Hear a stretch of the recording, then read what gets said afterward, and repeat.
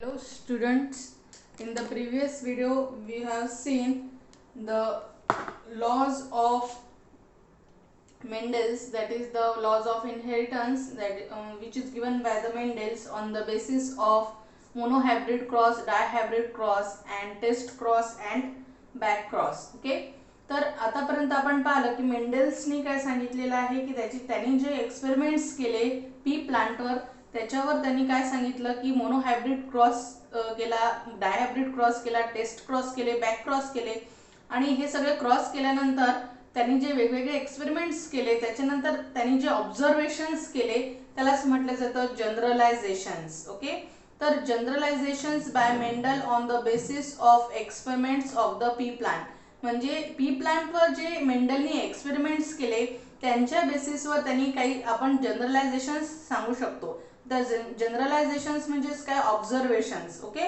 की मेंडेलनी त्याचे पी प्लांटवर जे एक्सपेरिमेंट केले त्याच्या बेसिसवर जे ऑब्झर्वेशन्स किंवा जनरलायझेशन्स जे सांगितले ते तीन प्रकारचे आहेत. ओके, तर फर्स्ट जे जनरलायझेशन आहे की single trait is control by single gene and a gene has two अलिल्स.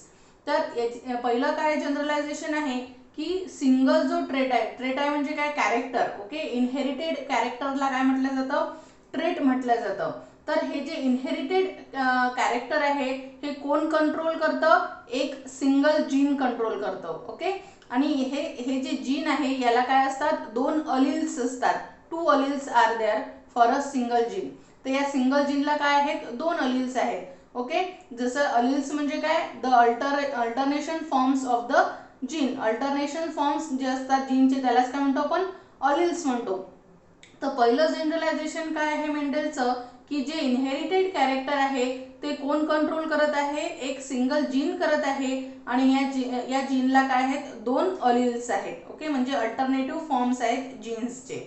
त्याच्यानंतर हे जे दोन अलिल्स आहेत ते काय दाखवतात, इंटरॅक्शन्स दाखवतात. म्हणजे ते काहीतरी इंटरॅक्शन दाखवतात आणि ज्याच्यामध्ये काय दिसतं आपल्याला, त्याच्यामधला वन काय असतो, डॉमिनंट असतो. ओके, तर दोन अलिल्स पैकी जो अलिल असतो तो कसा असतो, डॉमिनंट असतो आणि दुसरा काय असतो, रेसेसिव्ह असतो. तर हा जो डॉमिनंट जो अलिल असतो तो काय करतो, रेसेसिव्हचं जे आहे एक्सप्रेशन जे आहे ते सप्रेस करत असतो, म्हणूनच त्याला काय म्हटलं जातं, डॉमिनंट म्हटलं जातं. ओके, तर हे जे दोन अलिल्स असतात एका जीनमध्ये ते दोन अलिल्सचं इंटरॅक्शन आपल्याला दिसून येतं आणि हे जे दोन इंटरॅक्शन मध्ये आपल्याला असं दिसून येतं की एक जो अलिल असतो तो कसा असतो, डॉमिनंट असतो आणि दुसरा काय असतो, रेसेसिव्ह असतो. आणि हा जो डॉमिनंट अलिल असतो तो रेसेसिव्हचं एक्सप्रेशन काय करत असतो, सप्रेस करत असतो. ओके, म्हणजे त्याचं जे एक्सप्रेशन आहे ते होऊ देत नाही हा डॉमिनंट अलिल.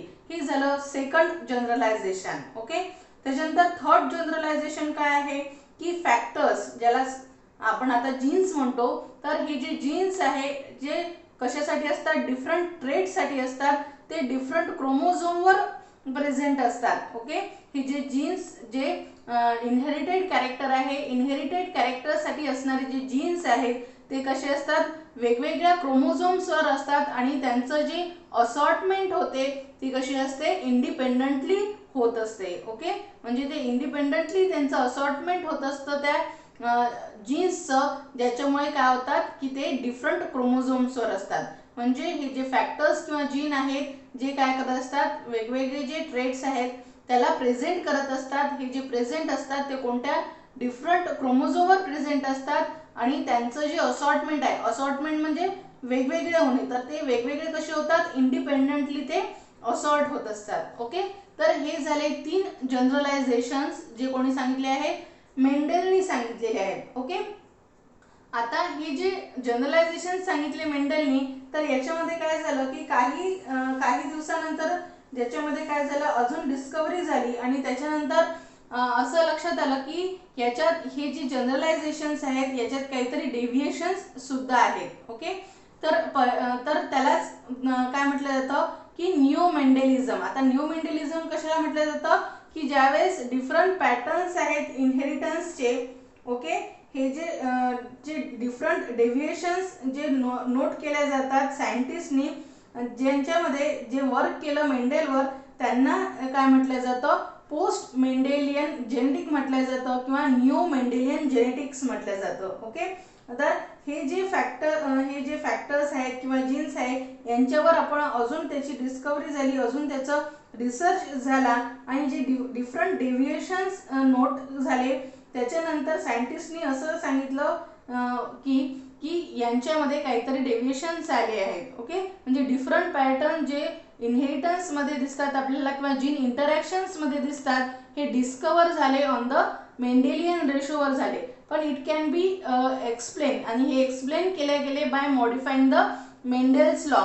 तर हा जो मेंडेल्स लॉ जे त्यांनी सांगितलेला आहे त्यांच्यामध्ये मॉडिफिकेशन आलं आणि त्यालाच काय म्हटलं जातं, this modification of Mendel's law is it called as a post Mendelian genetic or neo Mendelian genetic. तर यालाच काय म्हटलं जातं, पोस्ट मेंडेलियन जेनेटिक किंवा निओ मेंडेलियन जेनेटिक्स. म्हणजे हे जे मेंडेल्सनी 3 लॉ सांगितलेले आहेत त्यांच्यामध्ये मॉडिफिकेशन झालं आणि त्या मॉडिफिकेशन झालेल्या यालाच काय म्हटलं जातं, निओ मेंडेलिझम म्हटलं जातं किंवा पोस्ट मेंडेलियन जेनेटिक म्हटलं जातं. ओके, तर आपण पाहूया की हे जे डेव्हिएशन्स कोणते आले. तर डेव्हिएशन्स फ्रॉम मेंडेल्स फाइंडिंग कोणते आले. तर मेंडेल्सनी जे फाइंड केलं, जे मेंडेल्सनी जे लॉ सांगितले त्याच्यानंतर त्याच्यामध्ये डेव्हिएशन्स आले म्हणजे काय, त्याच्यामध्ये फरक आला. तर कोणते फरक आले त्याच्यामध्ये किंवा डेव्हिएशन्स कोणते आले, तर 4 डेव्हिएशन्स इथे सायंटिस्टनी काय केले आहे, नोट केलेले आहेत. तर पहिला डेव्हिएशन आहे that is the phenomena of co dominance and incomplete dominance. Okay,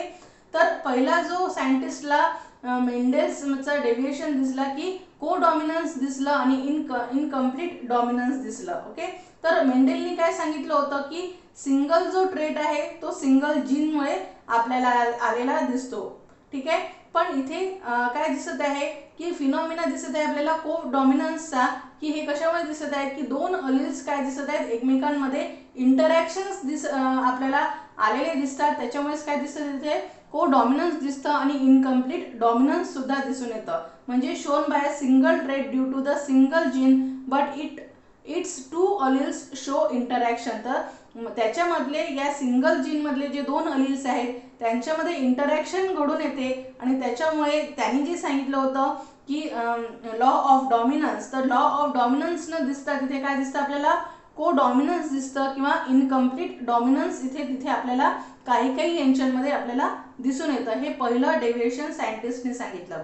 त्याच्यानंतर सेकंड डेव्हिएशन काय सांगितलं, multiple allelism. Okay, multiple allelism मध्ये काय सांगितलं त्यांनी की single trait shown by single gene which has more than 2 alleles. Okay, तर मेंडेलनी काय सांगितलं होतं की जो सिंगल ट्रेट आहे किंवा एक कॅरेक्टर आहे तो काय करतो, सिंगल जीन सांगतो आणि जीनमध्ये काय असतात 2 अलिल असतात. पण इथे आपल्याला असं दिसून येतं की या सिंगल जीनमध्ये 2 पेक्षा मोर दॅन 2 अलिल्स आर देअर, म्हणजे 2 पेक्षा जास्त अलिल्स सुद्धा जीनमध्ये असू शकतात असं त्याच्यानंतर म्हणजे पोस्ट मेंडेलियन जेनेटिक्स मध्ये सांगितलं किंवा सायंटिस्टनी सांगितलं. तर यालाच काय म्हटलं जातं, मल्टिपल अलिलिझम. म्हणजे काय की जे सिंगल जीनमध्ये जसं सांगितलं त्यांनी की 2 अलिल्स असतात, पण त्याच्यानंतर अशी रिसर्च झाला की हे 2 अलिल्स पेक्षाही म्हणजे 2 पेक्षा जास्त more than 2 alleles there foundation of the alleles, म्हणजे 2 पेक्षा जास्त अलिल्स तिथे आपल्याला पाहायला मिळतात एका जीनमध्ये, त्यालाच म्हटलं जातं मल्टिपल अलिलिझम. ओके, त्याच्यानंतर थर्ड आहे that is the polygenic inheritance. Okay, तर थर्ड डेव्हिएशन आहे that is the polygenic inheritance. तर पॉलिजेनिक इनहेरिटन्स मध्ये काय सांगितलं आहे की single trait due to more than 1 gene which show interaction either epistatic or additive effect. तर मेंडेलनी काय सांगितलं होतं की एक जो ट्रेट आहे, सिंगल जो ट्रेट आहे तो कशामुळे दिसतो, फक्त एका सिंगल जीनमुळे दिसतो. पण असं लक्षात आलं रिसर्चमध्ये की त्याच्यामध्ये जो सिंगल ट्रेट आहे त्याच्यामध्ये एकापेक्षा जास्त जीन्स सुद्धा त्यांच्यामध्ये ते एक सिंगल ट्रेट दाखवू शकतात किंवा आणि त्यांच्यामध्ये इंटरॅक्शन्स होतात ज्या एपिस्टॅटिक असतात किंवा ॲडिटिव्ह इफेक्ट त्याच्यात देत असतात.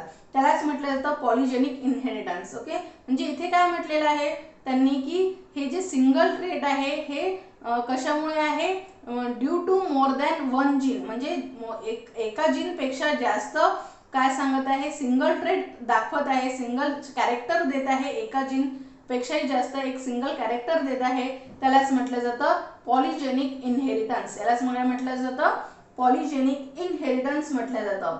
त्याच्यानंतर फोर्थ आहे डेव्हिएशन्स आहे, दॅट इज द प्लिओट्रॉपी. प्लिओट्रॉपी मध्ये काय दिसतं आपल्याला की many traits which are influenced by a single gene. तर एक ज्याने काय सांगितलं होतं की सिंगल ट्रेट काय कंट्रोल करतं, सिंगल जीन कंट्रोल करतं असं मेंडेलने सांगितलं. पण प्लिओट्रॉपी मध्ये आपल्याला काय दिसतं की मेनी ट्रेट्स जे आहेत ते काय होतात, इन्फ्लुएन्स होतात बाय द सिंगल जीन. म्हणजे सिंगल जीन काय करत असतात, कंट्रोल करत असतात, खूप सारे कॅरेक्टर्स कंट्रोल करत असतात. तर त्यालाच काय म्हटलं जातं, प्लिओट्रॉपी म्हटलं जातं. त्यालाच काय म्हटलं जातं, प्लिओट्रॉपी. म्हणजे इथे आपल्याला दिसून येतं की एकापेक्षा जास्त जे ट्रेट्स आहेत किंवा कॅरेक्टर्स आहेत ते काय झालेले आहेत, कंट्रोल केले गेले आहेत बाय अ सिंगल जीन. त्यालाच म्हटलं जातं प्लिओट्रॉपी. तर हे झाले फोर्थ डेव्हिएशन. असे 4 डेव्हिएशन्स आपल्याला पाहायला मिळतात कशात, जास्त in the post Mendelian genetics मध्ये. म्हणजे मेंडेलने जे सांगितलेले जे जनरलायझेशन्स आहेत त्याच्या विरुद्ध किंवा अपोजिट आपल्याला हे डेव्हिएशन्स आपल्याला पाहायला मिळत आहेत. ओके, म्हणूनच याला काय म्हटलेलं आहे, पोस्ट मेंडेलियन जेनेटिक्स किंवा निओ मेंडेलियन जेनेटिक्स म्हटलेलं आहे. ओके, त्याच्यानंतर जीन इंटरॅक्शन्स. ओके, तर जीनचं इंटरॅक्शन्स कसं होतं. आता जीन इंटरॅक्शन म्हणजे काय की when phenotypic expression of a gene is modified or influenced by other gene, it is called as a gene interaction. म्हणजे काय, आता फिनोटिपिक एक्सप्रेशन म्हणजे काय की जे आपल्याला डोळ्यांनी जे कॅरेक्टर दिसतं त्याला काय म्हणतो आपण, फिनोटिपिक एक्सप्रेशन म्हणतो.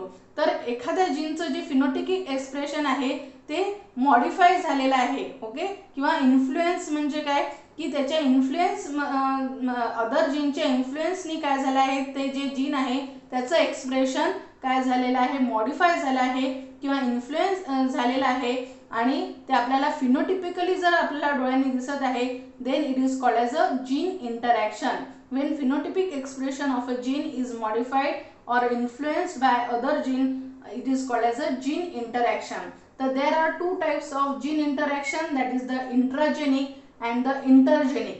Okay, intragenic interactions and intergenic interactions. तर इंट्राजेनिक मध्ये काय दिसतं आपल्याला की interaction between alleles of the same gene. याच्यामध्ये इंटरॅक्शन कोणामध्ये झालेलं आहे, जे अलिल्स आहेत, सेम जीन्सचे जे अलिल्स आहेत त्यांच्यामध्ये जेव्हा इंटरॅक्शन होतं त्याला काय म्हटलं जातं, इंट्राजेनिक इंटरॅक्शन्स म्हटलं जातं. फॉर एक्झाम्पल इनकम्प्लीट डॉमिनन्स और को डॉमिनन्स. तर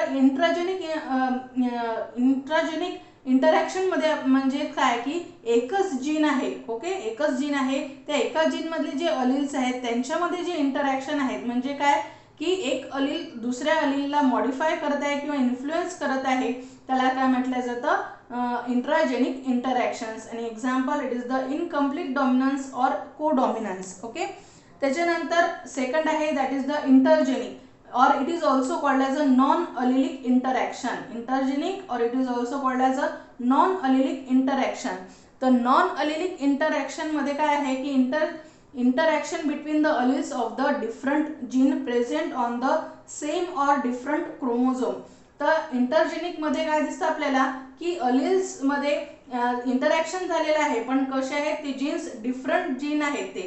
तर इंट्राजेनिक मध्ये काय दिसतं आपल्याला सेम जीन मधले अलिल्स आहेत. तर इंटरजेनिक मध्ये काय दिसतं की डिफरंट जीन मधले जे अलिल्स आहेत त्यांचं इंटरॅक्शन झालेलं आहे जे काय आहे प्रेझेंट ऑन द सेम और डिफरंट क्रोमोझोम. एकाच क्रोमोझोमवर आहे किंवा दुसऱ्या क्रोमोझोमवरचे जे जीन्स आहेत त्या जीन्स मधले जे अलिल्स आहेत त्यांच्यामध्ये जेव्हा इंटरॅक्शन होते त्यालाच काय म्हटलं जातं, इंटरजेनिक किंवा नॉन अलेलिक इंटरॅक्शन म्हटलं जातं. Okay, now examples of intergenic और नॉन अलेलिक इंटरॅक्शन्स आर द प्लिओट्रॉपी, त्याच्यानंतर पॉलीजेन्स, सप्लिमेंटरी अँड कॉम्प्लिमेंटरी जेन. तर हे वेगवेगळे जे आहेत हे काय आहेत, एक्झाम्पल्स आहेत इंटरजेनिक और नॉन अलेलिक इंटरॅक्शन्स. Okay, thank you.